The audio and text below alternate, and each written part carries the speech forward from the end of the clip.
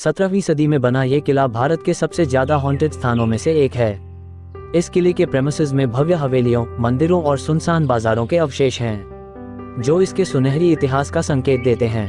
ये किला अपने शांत वातावरण, सुरम्य अरावली पर्वत और खूबसूरत वास्तुकला की वजह से पर्यटन की भारी संख्या को आकर्षित करता है। अपनी खूबसूरती के अलावा ये किला अपने रहस्यों के लिए भी काफी मशहूर है। यही वजह है कि कोई भी व्यक्ति शाम के बाद न तो यहाँ प्रवेश करता है और न ही किले के अंदर घूमता है। इसके हॉन्टेड होने की एक नहीं बल्कि दो मान्यताएं हैं। पहली मान्यता बाबा बलाव नाथ नाम के एक साधु से जुड़ी है।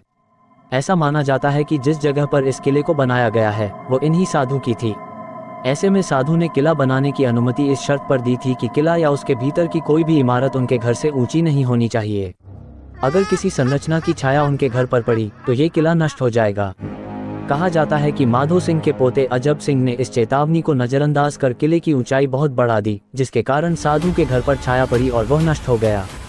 इस किले के हॉन्टेड होने की कहानी यहाँ की राजकुमारी रत्नावती से भी जुड़ी है। कहा जाता है कि राजकुमारी बहुत सुंदर थी, जिसकी वजह से काले जादू में माहिर एक जादूगर को राजकुमारी से प्यार हो गया। एक दिन जब राजकुमारी अपनी सहेलियों के साथ खरीदारी करने गई तो जादूगर ने उन्हें इत्र खरीदते देखा और इत्र को प्रेम औषधि से बदल दिया। हालांकि राजकुमारी को जादूगर की चाल का पता चल गया और उसने औषधि को पास के एक पत्थर पर फेंक दिया। इसके परिणामस्वरूप चट्टान जादूगर की ओर लुढ़की और चट्टान से कुचलकर उसकी मौत हो गई। हालांकि मरने से पहले जादूगर ने शहर को श्राप दिया और कहा कि यह जल्द ही नष्ट हो जाएगा और कोई भी इसके परिसर में नहीं रह पाएगा।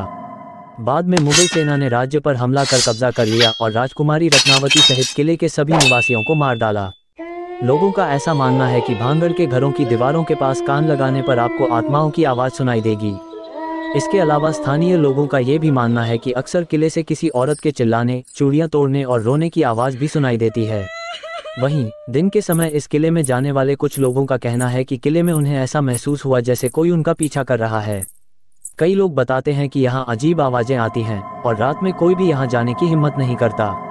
भारतीय पुरातत्व सर्वेक्षण ने सूर्यास्त के बाद किले में प्रवेश करने पर प्रतिबंध लगाया हुआ है और इस किले का नाम है भांगड़ फोर्ट, जो कि राजस्थान में है।